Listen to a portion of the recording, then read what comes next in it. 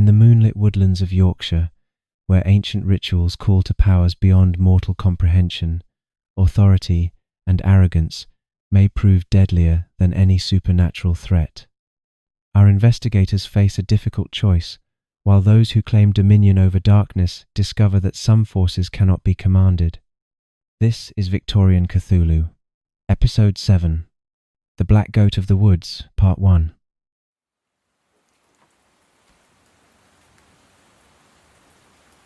The small table in the cottage sitting room had disappeared beneath an array of papers, letters, and journals. The intelligence Victoria had recovered from Mrs. Selina Bone's office at Glen Mill. Nathaniel sat with his fingers steepled before him, studying the documents with the focused attention he might once have given to evidence at Scotland Yard. Across from him, Victoria traced her finger along a particularly detailed letter, while Isabel examined what appeared to be a ritual diagram. Will occupied the fourth chair, a leather-bound journal open before him. The clock on the mantelpiece showed 9:30. In slightly less than 48 hours, the full moon would rise over Yorkshire, and with it would come Mrs. Bone's ritual. The weight of that knowledge pressed upon them all. "This reference here," Victoria said, tapping the letter before her, "specifically mentions the clearing adjacent to the mill. That must be the location." "There are several clearings in the woodlands surrounding Glen Mill," Nathaniel observed. "We shall need to scout the area before tomorrow evening. I should prefer not to stumble about in the dark searching for the correct location when time is of the essence." Isabel set down the ritual diagram with a troubled expression. "The more I read of Mrs. Bone's plans, the more disturbed I become. She intends to sacrifice these women, her own coven members, as though they were nothing more than ingredients." "They joined her willingly enough," Will said, though his tone suggested he took no satisfaction in the observation. "Participated in her preliminary rituals, helped corrupt the land itself." "But they didn't know," Isabel replied quietly. "These letters make that abundantly clear. They believed they were gaining power, not preparing for their own deaths." A heavy silence settled over the group. Nathaniel broke it with careful words. "We still find ourselves facing a moral question for which I have no clear answer. Do we prevent the ritual entirely, risking that the entity becomes entirely untethered, unstable, and let loose upon the land? Or do we?" He paused, clearly uncomfortable with the final option. "Do we allow events to proceed as planned, accepting that 4 women will likely die, but ensuring that Mrs. Bone at least maintains some control over the being? Neither seems like an option, but we cannot just let 4 women die," Victoria said immediately. "Can't we?" Nathaniel's voice remained measured. "These women helped transform an innocent hen into a monster. They've participated in rituals that corrupted the very land. They knew they were engaged in something dangerous and unnatural." "Knowing you're doing something dangerous is not the same as agreeing to be murdered," Isabel countered. "Mrs. Bone deceived them. That deception matters." Will closed his journal and looked up. "We continue to be stuck at the same point. We don't actually have a plan. We know when and where, but not what we intend to do about it." "Professor Blackwood continues his research in London," Nathaniel said. "I had hoped he might uncover some useful intelligence about binding rituals or methods of containment, but his latest telegram contained nothing of immediate value." Victoria reached across the table and touched the veil of stars, which lay folded among the other documents. The artifact's strange fabric shimmered even in the modest morning light. "We have this," she said. "It must be useful somehow. It's our most powerful asset." "True," Nathaniel agreed, "though precisely how to employ it remains unclear. We cannot simply drape it over Mrs. Bone and expect her to surrender." "Perhaps if we—" Isabel began, but stopped as a firm knock sounded at the cottage door. They exchanged surprised glances. Morning callers were unusual at the servants' cottages. Nathaniel rose and opened the door to reveal Lord Strathmore standing on the threshold, looking somewhat out of place in his fine morning coat. "Lord Strathmore," Nathaniel said with evident surprise. "Please, come in." Isabel's father entered, glancing around the modest sitting room. "Good morning, Inspector. I confess I had not realized how charming these cottages were. The restoration work has been quite well done." "Father?" Isabel said, rising from her chair. "I know you have no interest whatsoever in cottage restoration. Has something happened? Why are you here?" Lord Strathmore's expression shifted to something more serious. "You know me too well, my dear.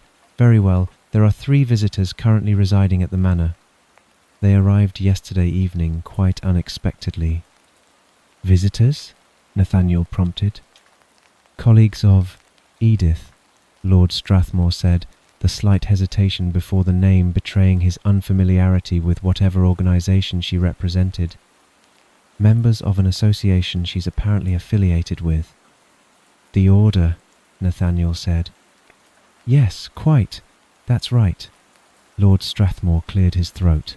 "They've requested interviews with all of you. Isabel, they wish to see you immediately. The rest of you, your presence is requested after lunch." "Why do they want to see Isabel first?" Will asked. Lord Strathmore's expression grew uncomfortable. "They didn't explain their reasoning to me. However, I should tell you." He paused, seeming to choose his words carefully. "I am not altogether pleased with their arrival." Nathaniel studied the older man's face. "You don't approve of them?" "They have arrived with rather considerable authority," Lord Strathmore said, his tone carrying an edge of disapproval, "and have proceeded to exert that authority in a manner I find distinctly unbecoming. Edith's reaction to their presence is one of extreme disapproval, and I trust her judgment implicitly. I cannot help but wonder what problems they've brought with them." Any hope that had flickered in the group when it seemed some allies might have arrived quickly faded into something more wary. "I'm not altogether happy with Isabel having to speak with them alone," Lord Strathmore added. "It's fine, Father," Isabel said gently. "I'm perfectly capable of managing an interview." Lord Strathmore nodded, though he looked unconvinced. "Very well, I shall walk back with you now, if you're ready." After Isabel and her father departed, the remaining 3 sat in contemplative silence. The documents on the table seemed to mock them with their incomplete answers. "We should prepare for this interview," Nathaniel said finally. 2 hours gives us time to consider our approach." When those 2 hours had passed, the 3 walked together up the path toward Baildon Manor.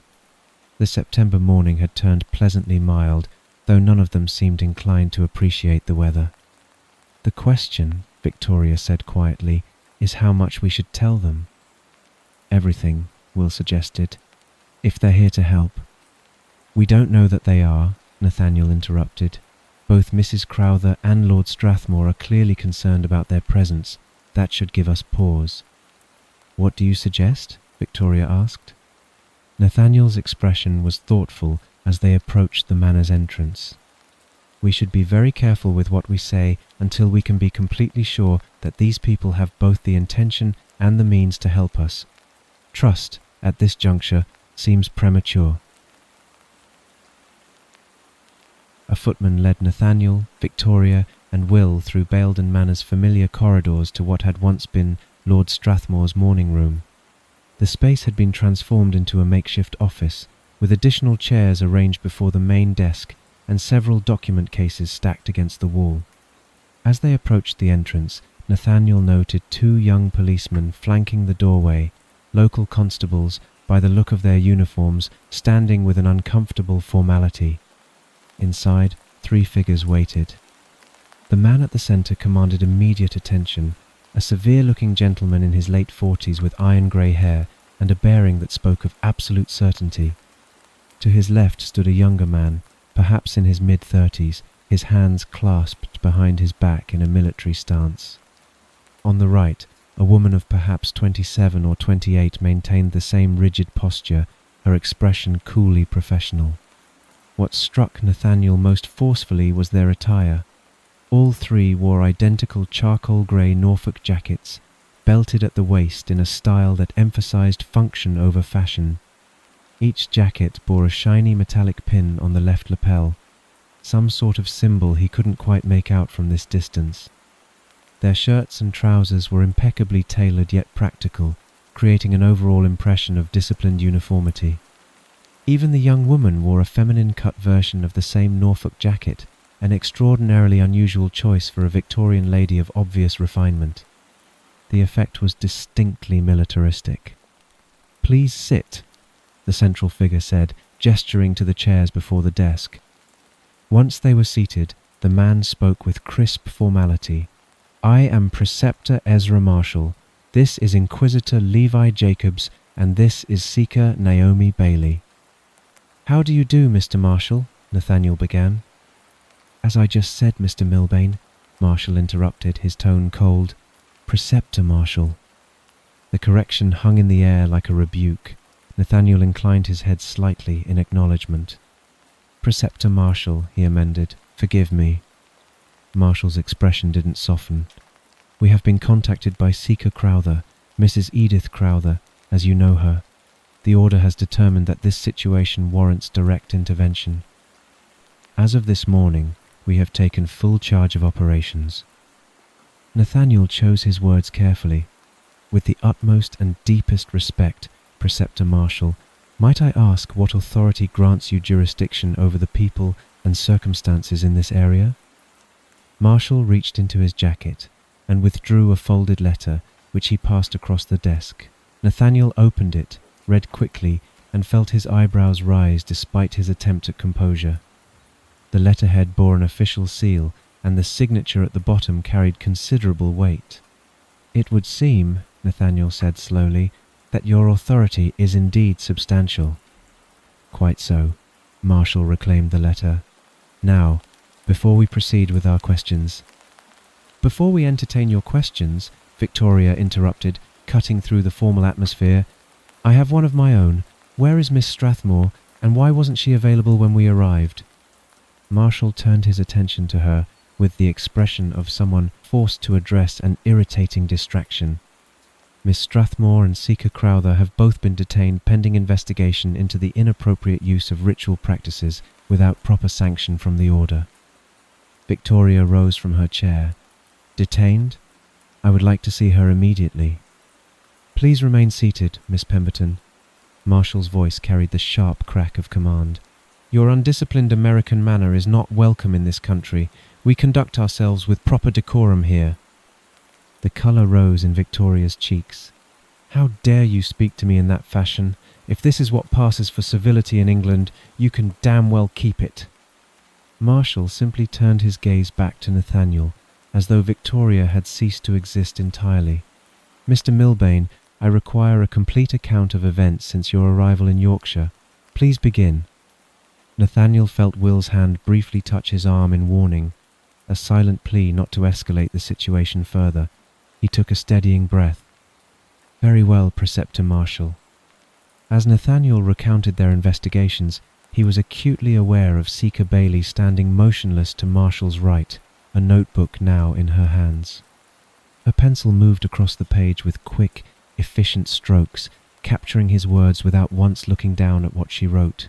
It was an impressive display of practiced note-taking.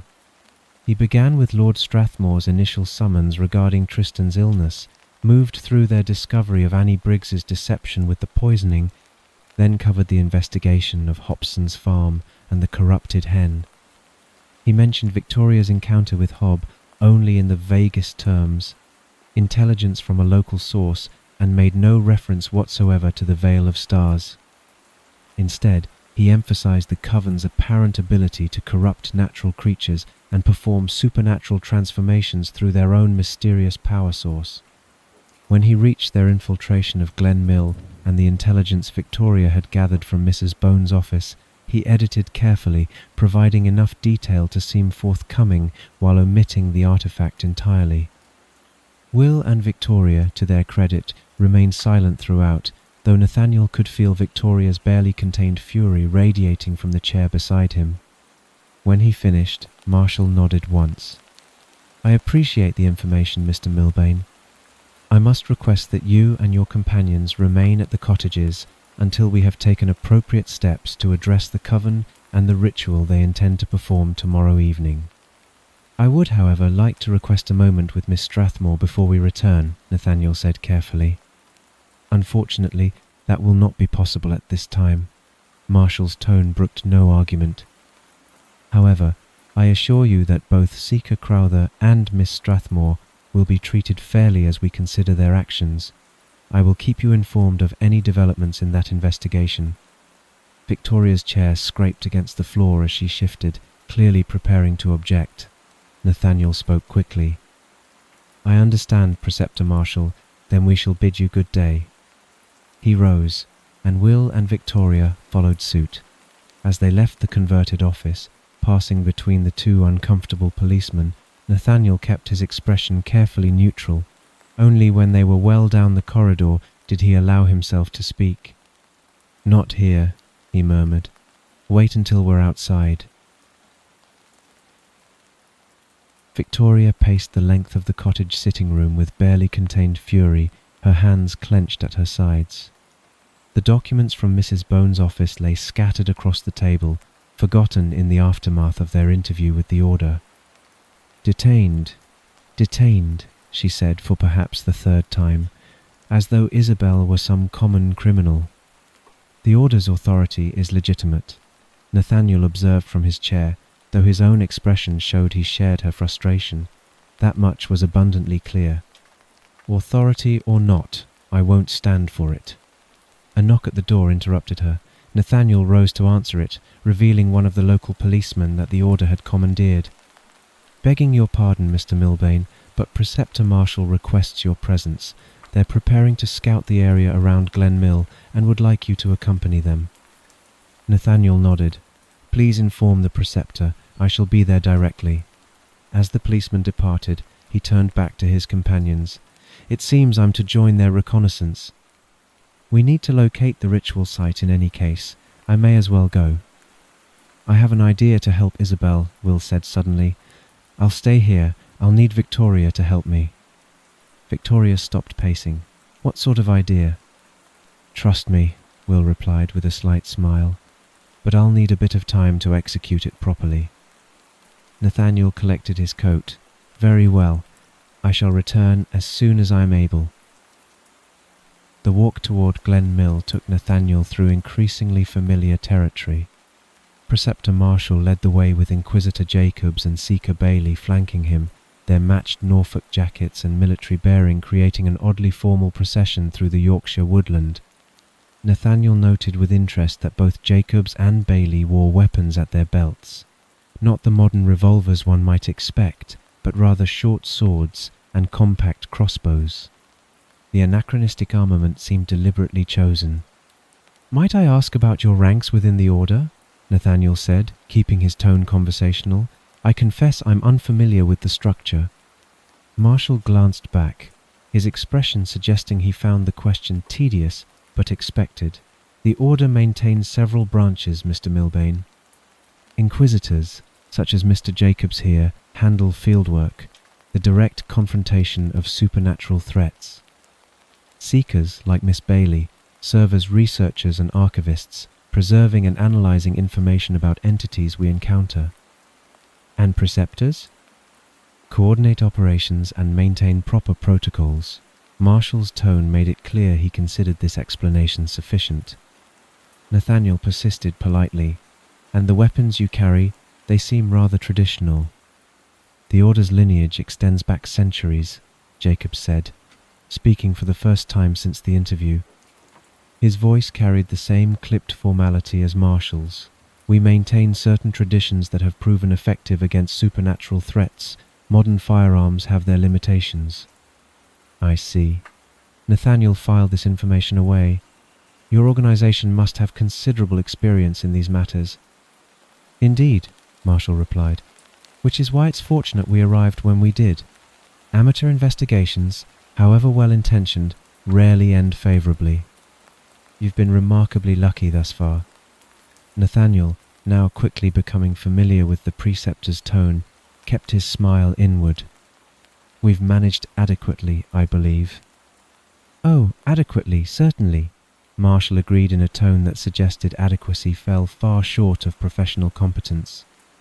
"Though I trust you understand the difference between stumbling through a situation and conducting a proper operation." Nathaniel chose not to respond to the barb. Instead, he asked, "Have you determined the likely location of tomorrow's ritual?" "We're investigating the woodland clearings adjacent to the mill," Bailey said quietly. It was the first time she'd spoken since taking notes during the interview. "The intelligence you provided mentioned such a location." They continued through the trees in silence for several minutes before Marshall raised his hand, signalling a halt. Through the branches ahead, Glen Mill's chimneys were visible. "There," Jacob said, pointing to the left, "a clearing." They approached carefully. The space was perhaps 30 feet across, ringed by ancient oaks whose branches created a natural cathedral ceiling overhead. Most striking was the standing stone near the clearing's eastern edge, a rough-hewn monolith some 7 feet tall, weathered by centuries and covered with patches of moss and lichen. Marshall walked the perimeter with professional efficiency. No other clearings of comparable size within reasonable distance of the mill. Given the specifications in Mrs. Bone's notes, this must be the location. "The standing stone suggests previous ceremonial use," Bailey observed, producing her notebook and making quick sketches. Nathaniel studied the clearing with his detective's eye, noting sight lines and potential approaches. The information might prove valuable, assuming they could determine what action to take. "We've seen enough," Marshall declared. "We'll return to the manor to finalize our preparations for tomorrow evening." As they began the walk back, Nathaniel maintained his diplomatic composure, though inwardly he was calculating. The order had authority, experience, and obvious confidence in their methods. But they also had a rigid approach that left little room for nuance. Back at the cottage, Victoria had finally stopped pacing, though her frustration remained evident in the set of her shoulders. "I'm sorry I didn't defend your honour more effectively during that interview," Will said, his tone sincere. "Though I must confess you seemed quite capable of managing the situation yourself. But I would have intervened if you'd needed me." Victoria's expression softened slightly. "I appreciate that, Mr. Chester, truly." She managed a rueful smile. "There must be something in the Yorkshire water. I nearly struck someone for the second time in as many days. I may need to borrow that wrench of yours if we're subjected to another experience like that." Will laughed. "You're welcome to borrow it any time, Miss Pemberton." The moment of levity seemed to ease some of the tension. Victoria took a steadying breath and turned to face him properly. "So," she said, "this idea of yours to help Isabel, are you going to explain it?" "In due course," Will replied, his expression becoming thoughtful. "Tell me, Isabel doesn't particularly care for rhubarb, does she?"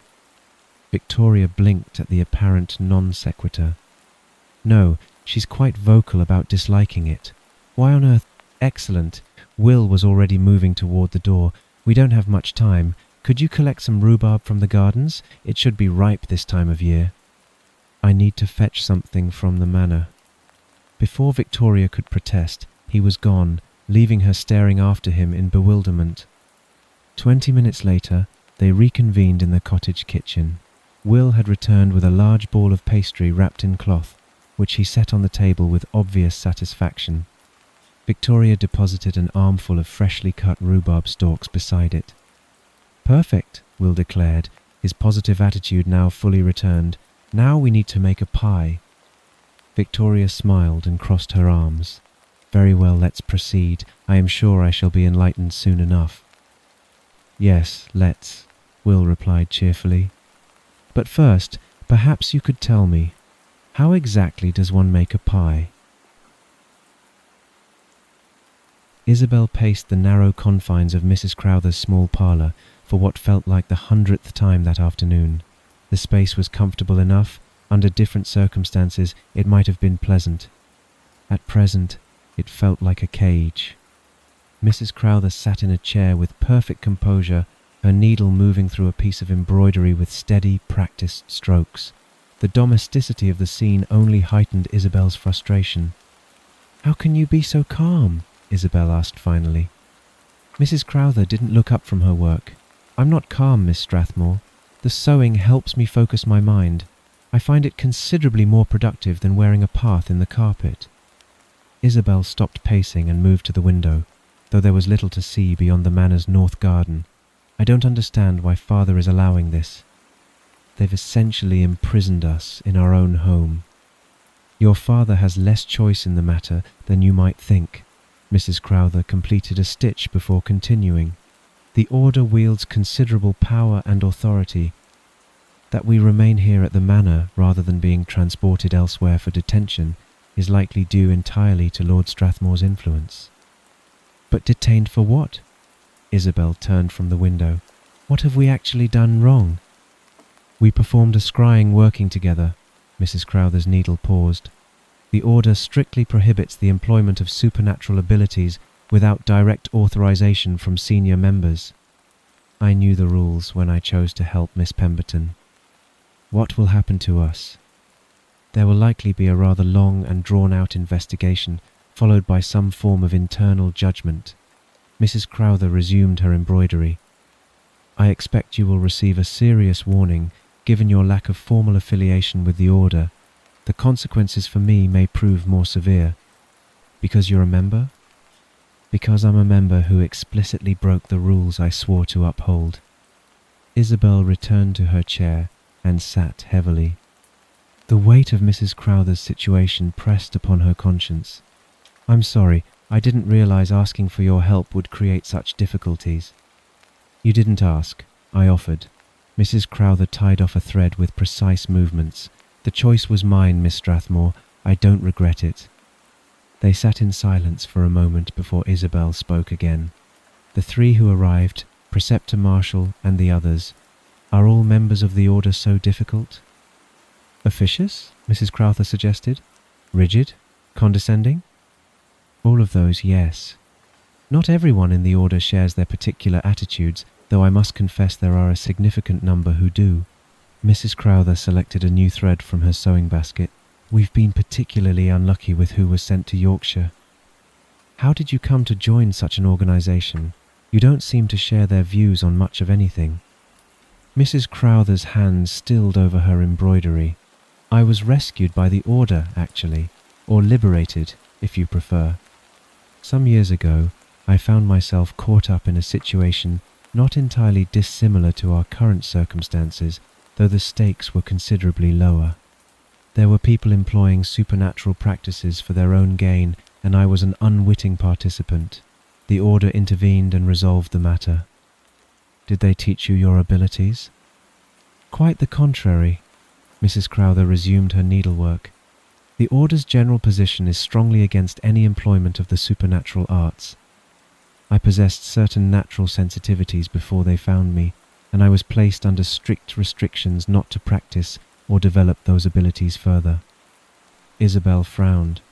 But you clearly do practice them.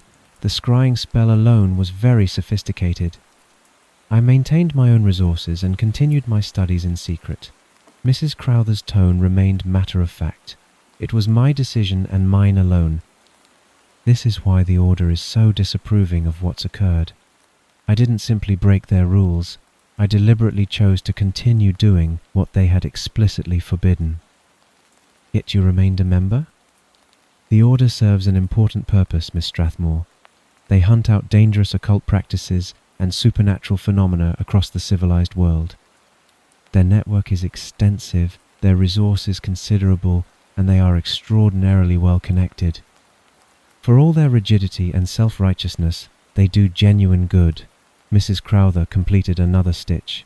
I simply disagree with their blanket prohibition against all supernatural practices. Some knowledge carefully applied can protect rather than harm. How long has the order existed? Several hundred years at minimum. Their origins are somewhat lost to history, deliberately so, I suspect. They maintain representatives throughout the civilized world and possess funding that suggests either very wealthy benefactors or access to resources accumulated over centuries. Mrs. Crowther paused in her work. There are different branches within the organization. Seekers, such as myself, primarily collect and preserve knowledge about supernatural threats.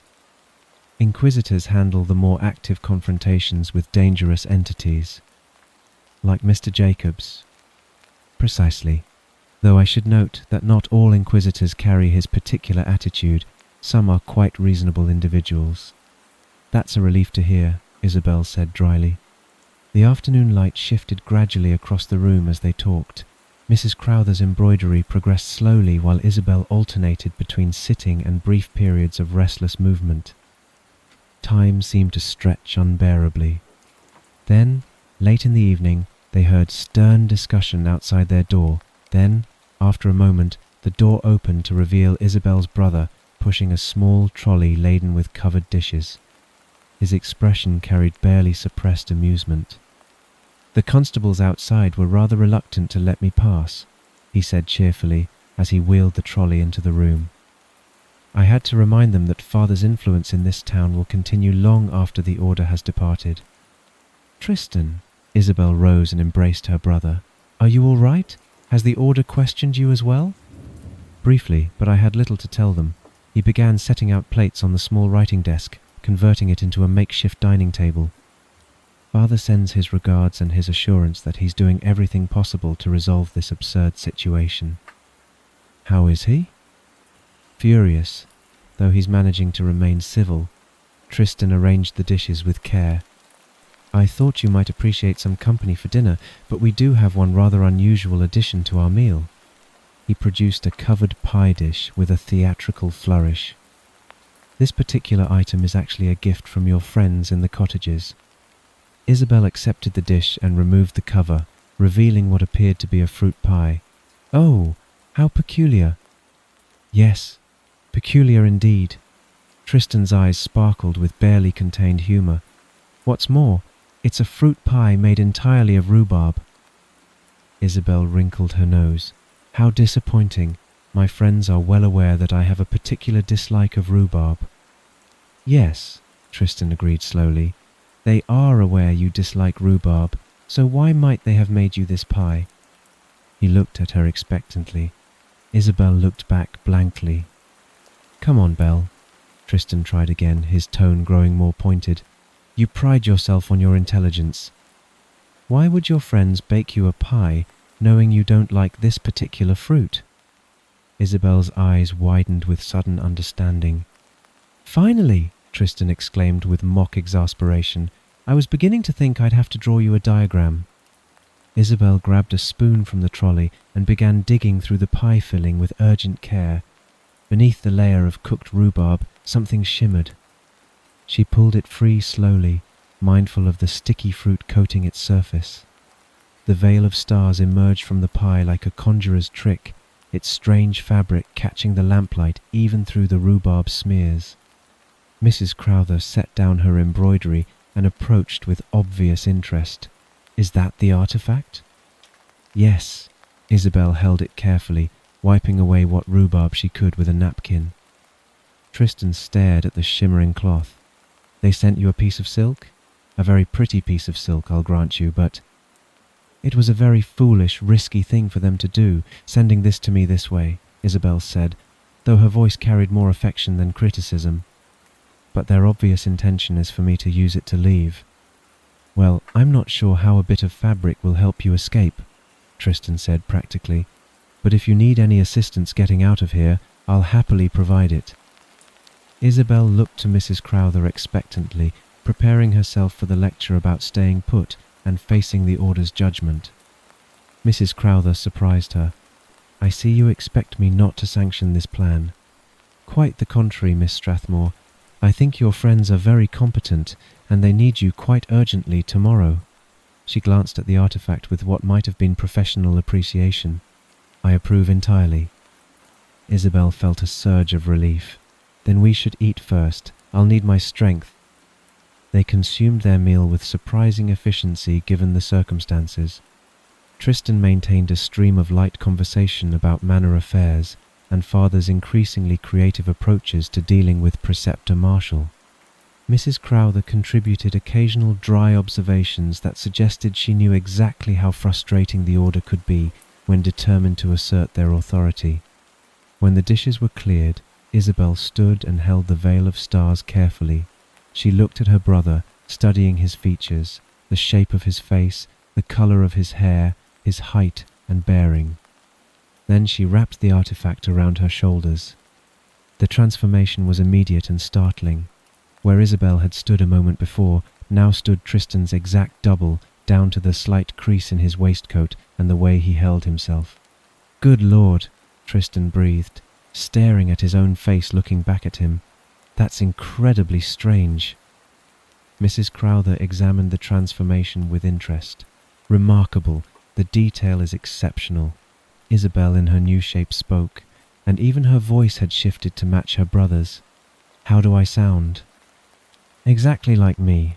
This is deeply peculiar." They finalized the plan quickly. Isabel, maintaining Tristan's appearance, would push the trolley out through the door, ostensibly returning it to the kitchen. The guards outside had seen Tristan enter with the trolley.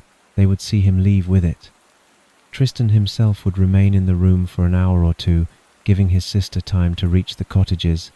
When sufficient time had passed, he would leave via the servants' stairs. No one would question seeing him in that part of the house.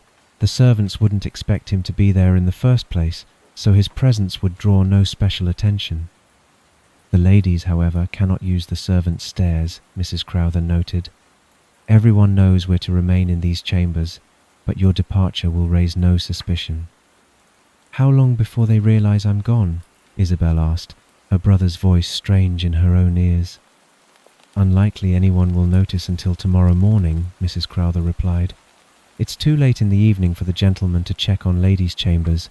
You have time." Isabel embraced Mrs. Crowther briefly. "Thank you, Edith, for everything." Tristan grinned at how startled Mrs. Crowthers appeared at the sudden display of affection. "Go help your friends, Miss Strathmore. And do try to prevent whatever catastrophe the Order is about to cause with their rigid protocols and certainty of superiority." Isabel positioned herself behind the trolley, adopting her brother's confident bearing. She opened the door and pushed the trolley into the corridor, nodding politely to the startled policeman as she passed. "Evening, gentlemen." The guards stepped aside without question, and Isabel proceeded down the corridor toward the servants' area, her brother's borrowed face perfectly composed. Behind her, in the morning room, Tristan settled into a chair with Mrs. Crowther's abandoned embroidery in his lap. "I don't suppose you could teach me how to do this?" he asked, examining the needlework. "I suspect I'll need something to occupy my time." Mrs. Crowther smiled faintly. "I think, Mr. Strathmore, that would be acceptable." The following morning, Victoria woke to heavy fists hammering against her cottage door. She moved to her bedroom window and saw Inquisitor Jacobs below, flanked by the 2 village policemen. "One moment," Victoria called down. "You'll have to forgive me, gentlemen," she said as she opened the door. "At this early hour, I am still in my dressing gown." Jacobs's expression remained severe. "I have no interest in your apparel, Miss Pemberton. My concern is the location of Lady Isabel Strathmore." "I'm very sorry, Inquisitor Jacobs, but I'm afraid she isn't here." "Then I'm sure you won't mind if I come in to check the cottage." Victoria drew herself up slightly. "It would be highly inappropriate for you to enter a lady's cottage at such an hour, Inquisitor. However, if you feel it necessary, you're welcome to look." Jacobs searched the cottage methodically, sitting room, kitchen, even the bedroom upstairs. When he returned empty-handed, Victoria offered, "Perhaps you'd like to check the gentleman's cottage next door as well? Though I must say, it seems highly unlikely that Miss Strathmore would have spent the evening in a cottage occupied by a pair of gentlemen." Jacob's jaw tightened. Fortunately for Lady Strathmore, the day has higher priorities. However, when you do see her, make certain she understands that her actions will have very negative consequences. She cannot remain hidden forever. "I shall be sure to pass along your message, should I encounter her," Victoria replied. Jacobs strode away, the policeman following. Victoria watched until they disappeared toward Baildon Manor, then slipped out the back entrance and tapped gently on the door of the neighbouring empty cottage. "Oh, what a relief," Isabel said, shivering as she answered. "It was rather a chilly night in that abandoned cottage with no fire. It's good to be back in the warm." "I'm just very grateful to have you here and safe," Victoria replied. "As am I, though I must confess, it's surprising how creaky and spooky these old buildings are when you're alone in the dark." Isabel touched her hair with a grimace. "And I desperately need to bathe. My hair still smells of rhubarb." As they had suspected, the order left them largely unmonitored for the remainder of the day, clearly absorbed in their own preparations. With Isabel keeping carefully out of sight, the group found themselves with unexpected freedom to make their own plans. When they gathered in the cottage that morning, Nathaniel explained what he'd learned during his reconnaissance with the order. "Marshall intends to interrupt Mrs. Bone's ritual while it's in progress," he said. "They want to collect evidence of supernatural activity while preventing its completion. The problem is that they believe they're dealing with simple hedge witchcraft. They don't understand what Mrs. Bone has actually summoned." "So what do we do?" Will asked. "We make our own way to the ritual," Nathaniel replied. "Even if I don't think the Order's plan is suitable, if we're present, we might be able to turn difficult situations to our advantage." "It's not much of a plan," Will admitted, "but at least we're taking positive steps." Tristan proved remarkably useful throughout the day, acting as their liaison with the manor and helping gather equipment. He appeared mid-morning with a canvas bag.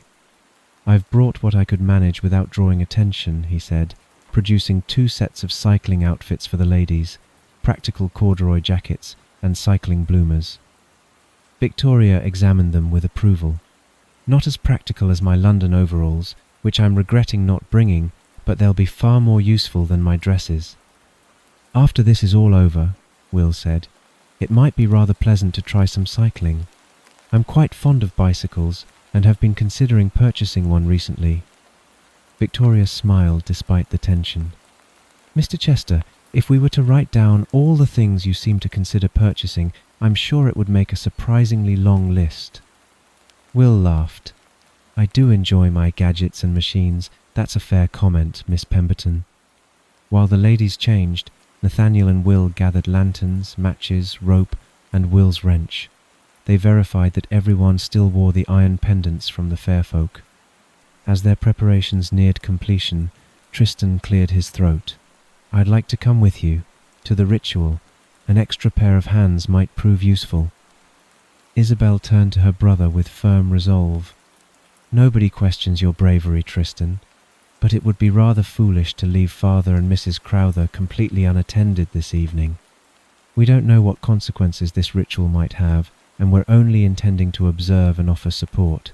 It would be much more sensible for you to stay at the manor and keep our family safe." Tristan looked torn but recognized the wisdom in her words. "Rituals are more your area of expertise than mine, but Belle, please, stay safe tonight." "I promise," Isabel said, embracing him. "I absolutely will." After Tristan departed, the 4 sat together in the cottage, their preparations complete. They talked quietly, reviewing their limited plan, acknowledging the uncertainties ahead. "At least we're together," Victoria said. "Whatever happens, we face it as a group." With their preparations made, the remainder of the afternoon passed with agonizing slowness. They occupied themselves with small tasks and quiet conversation, but their eyes kept drifting to the windows, watching as the September sun crept toward the horizon and the full moon rise. The 4 investigators made their way through the moonlit woodland toward Glen Mill. Nathaniel led them along the path he had scouted earlier, moving with careful silence through the September night. The woodland grew denser as they approached the clearing. Nathaniel raised his hand, signaling them to slow. Through the trees ahead, they could see the standing stone, its ancient surface catching the moonlight. It appeared they were the first to arrive. Nathaniel guided them to a position he had identified during his earlier reconnaissance, a natural depression in the ground, partially concealed by undergrowth, that offered a clear view of the clearing while keeping them hidden in shadow. They settled into position, hardly daring to breathe. The moon hung directly overhead now, full and bright, casting everything in silver light. It wasn't long before figures emerged from the trees on the far side of the clearing. Mrs. Selina Bone led the procession, moving with purpose and authority. She wore a dark robe that seemed to absorb the moonlight rather than reflect it. Behind her came 4 women, walking in single file, the remaining members of her coven. Victoria recognized Mrs. Beatrice Danby among them, the Reverend's wife looking pale but determined. They positioned themselves in the clearing with practiced precision. Selina stood before the standing stone, her back to the ancient monolith. The 4 coven members formed a loose circle around her, each taking a position that seemed deliberate, measured, aligned with some invisible geometry. For a long moment, nothing happened. The woodland held its breath. Then Selina began to speak. The words were in no language Victoria recognized, harsh syllables that seemed to catch in the throat, vowels that bent wrong, consonants that clicked and hissed. The coven members joined in, their voices creating a discordant harmony that set Victoria's teeth on edge. The ritual had begun. At first, it appeared almost mundane. The chanting continued, rising and falling in rhythmic patterns. Selina moved her hands in precise gestures, tracing symbols in the air that seemed to linger for a moment before fading. The coven members swayed slightly, caught in the rhythm of the words. But gradually something changed. The air in the clearing grew thick, almost viscous. The moonlight seemed to dim despite the cloudless sky. The shadows beneath the oaks deepened, becoming pools of absolute darkness that moved wrong, that shifted against the wind rather than with it. Selina's voice grew stronger, more commanding. The words came faster now, building to something. The coven members' chanting became strained, as though the syllables were being forced from their throats. Then the circles appeared.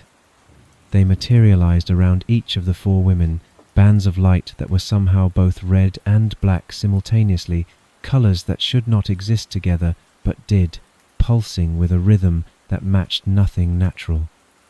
The circles floated at chest height, perhaps 3 feet in diameter, and as they solidified, thin tendrils of the same impossible light began to extend from them towards Selina.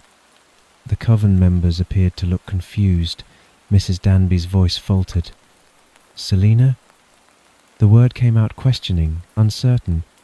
The Reverend's wife looked down at the circle of light surrounding her, watched as the tendrils snaked through the air toward the figure at the clearing's center. Selina did not respond.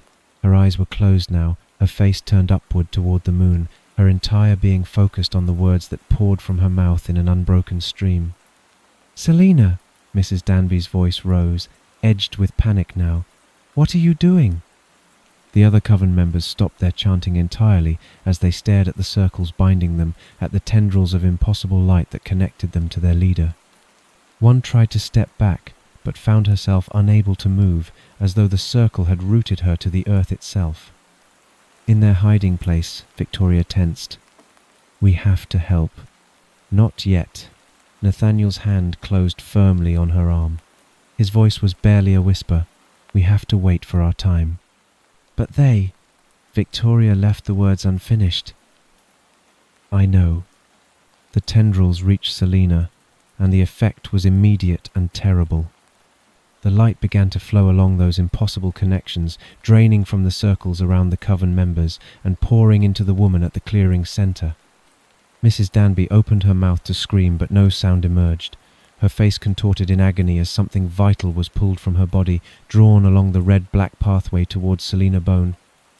The 4 women collapsed to their knees, still held upright by the circles that bound them, their eyes rolled back, showing whites in the moonlight. It appeared to Victoria that their very life force drained from them in steady streams, feeding the ritual, feeding Selina. And Selina herself was changing. Her skin began to glow with an inner light that pulsed in time with the flowing tendrils. Vines and sticks appeared to be curling from the ground and becoming part of her form. Her voice grew impossibly loud, the alien words resonating in her chest and bones. The air above the clearing began to darken, not with clouds but with something else, a presence, a weight, an awareness that pressed down from above. The shadows beneath the trees writhed like living things. The standing stone behind Selina seemed to lean forward, as though the ancient rock itself recognized what was happening. Will gripped his wrench so tightly his knuckles showed white in the moonlight. Isabel's hand had moved to cover her mouth, her eyes wide with horror. Nathaniel's jaw was set, every muscle tense with the effort of remaining still. Victoria felt sick. They were watching 4 women die, drained like vessels to fuel Selina's ambition, and they were doing nothing. The coven members' heads lolled forward now, unconscious or perhaps beyond that. Their bodies remained upright, only because the circles held them, puppets suspended by strings of impossible light. The draining continued, relentless, terrible.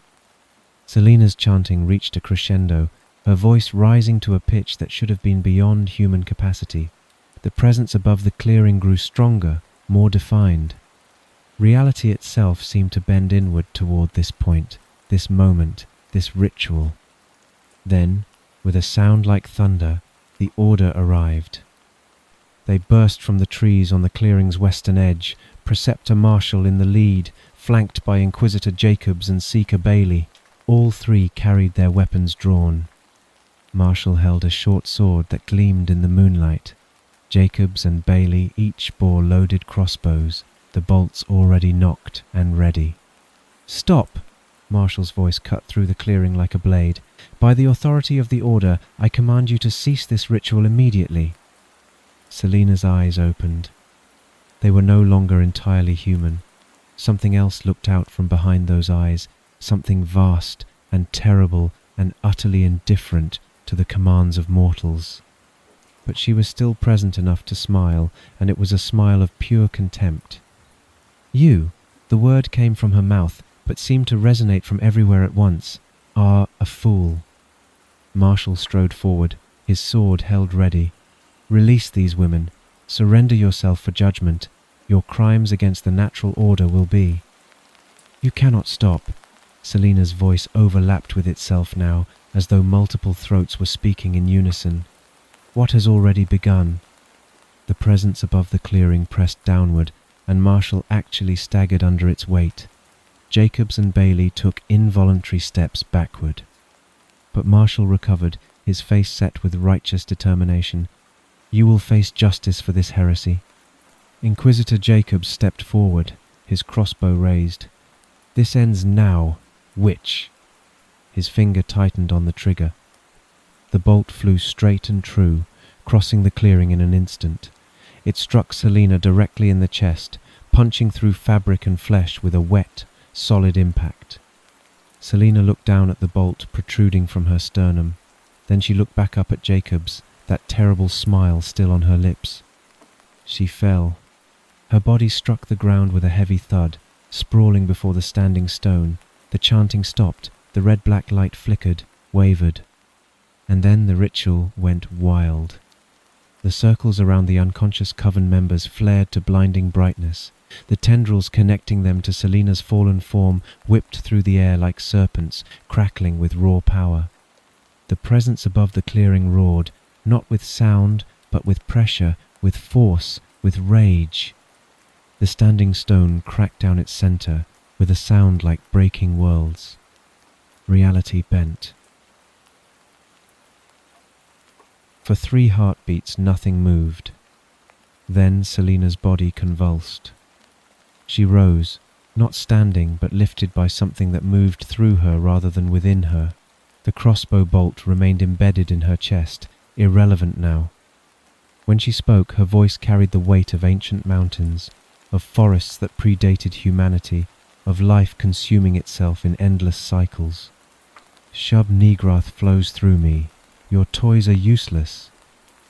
She turned her gaze to the Order members, and something like amusement flickered across her transformed features. "My goddess cares not who provides the sacrifice. Since you are so eager to interfere, allow me to oblige." The red-black circles around the unconscious coven members flickered. The tendrils connecting them to Selina wavered, uncertain. Then they snapped free. The 4 women collapsed completely, no longer held upright by the draining light. The circles dissolved around them, their purpose abandoned. New circles materialized instantly around Marshall, Jacobs, and Bailey. The 3 Order members had no time to react. The bands of impossible light locked into place at chest height, and the tendrils shot forward, connecting not to Selina but to the presence that loomed above the clearing, vast, hungry, utterly alien. Marshall opened his mouth to shout an order, but the draining began immediately. His face contorted, his sword fell from nerveless fingers. From the earth beneath their feet, sticks began to rise. They emerged like skeletal fingers, hundreds of them, thousands erupting from the soil in a grotesque forest of reaching limbs. They wrapped around the order members' legs, their torsos, their arms. The wood moved with terrible purpose, weaving itself into flesh, merging, transforming. Nathaniel saw his moment. Now! He and Will burst from their hiding place, running low and fast across the clearing. The iron pendants around their necks grew suddenly hot against their skin. As they entered the clearing proper, one of the red-black tendrils whipped toward them, then recoiled, repelled by the fair folk's protection. The 4 coven members lay in a heap where they had fallen. Nathaniel reached Mrs. Danby first, checking for a pulse, faint but present. Will grabbed another woman, hoisting her over his shoulder with surprising strength. "Victoria! Isabel!" Nathaniel called. "We need help!" The 2 women emerged from hiding, moving quickly to assist. Isabel reached the 3rd coven member while Victoria helped Nathaniel with Mrs. Danby. Together they began dragging the unconscious women back toward the tree line. Behind them the transformation accelerated. The sticks had completely enveloped the order members now. Marshall, Jacobs and Bailey were no longer recognizable as human. They had become twisted amalgamations of wood and flesh, their limbs elongated and bent at impossible angles. Their faces stretched into approximations of screaming, though no sound emerged. Then the wood began to change. The transformation rippled through the stick creatures like a wave. What had been dry, dead timber became something else, something organic but wrong. The sticks turned to strands of flesh, pale and glistening, that writhed and pulsed with their own terrible life. The creatures that had been human moments before now stood as nightmares of meat and sinew twisted into wooden shapes. Selina rose higher, lifted by tendrils of the same flesh-stick material that now wrapped around her body, merging with her form. Vines of corrupted tissue snaked across her skin, burrowing beneath and emerging elsewhere. Her eyes were black voids that reflected nothing. Her mouth opened, but no human sound emerged, only the whisper of wind through dead forests, the squelch of rot, the cry of something being born and consumed simultaneously. The ground beneath the clearing began to move. It swelled and contracted like breathing, like a vast belly digesting something too large. Cracks appeared in the earth, and from those cracks came forth things. They were almost goats, almost. They had the basic shape, 4 legs, a body, a head, but they were made entirely of the flesh sticks, bound together in mockeries of natural form. They stumbled forth from the ground, bleating with voices that sounded like tearing meat, and immediately the earth opened beneath them. They were pulled back down, consumed by the same land that had birthed them, only for new ones to emerge seconds later from different cracks. Birth, death, birth, death. The cycle repeated endlessly, spreading outward from the clearing like a disease. The team had reached the tree line, the 4 coven members lying unconscious but breathing in the relative safety of the shadows. They could only watch as the clearing transformed into a nightmare made manifest. Selina, or what had been Selina, turned slowly. Her gaze swept across the clearing, across the writhing ground, across the 4 investigators huddled at the clearing's edge. She did not see them. Her eyes passed over them like they were stones, like they were grass, like they were nothing worth noticing. The vast intelligence behind those black voids had concerns so far beyond humanity that acknowledging their presence would be like a human pausing to consider the thoughts of an ant. The 3 flesh-stick creatures that had been the order moved to flank her. They walked on limbs that bent wrong, their movements fluid despite their twisted forms. They too ignored the investigators entirely. The ground beneath Selina rippled, rising to meet her feet. She did not walk so much as glide, carried by the corrupted earth itself. The flesh-stick beasts followed, and together they moved toward the deepest part of the woodland, toward the places where old trees grew thick and the light never fully penetrated. Behind them, the clearing continued its terrible cycle. The ground rose and fell like breathing. Goat things were born and consumed, an endless loop of creation and destruction that spread slowly outward with each passing moment. Victoria's hand found Nathaniel's arm. She gripped it tightly, her knuckles white. "We failed," she whispered. Nathaniel had no answer. They watched as Selina disappeared into the darkness between the trees, her entourage of transformed order members following like disciples. The presence above the clearing remained, vast and indifferent, as the corrupted land continued its awful work. They had come to stop a ritual. Instead, they had witnessed the unleashing of something so fundamentally alien, so utterly beyond human comprehension, that their very existence barely registered in its awareness. The entity was loose upon Yorkshire, and they were helpless to stop it.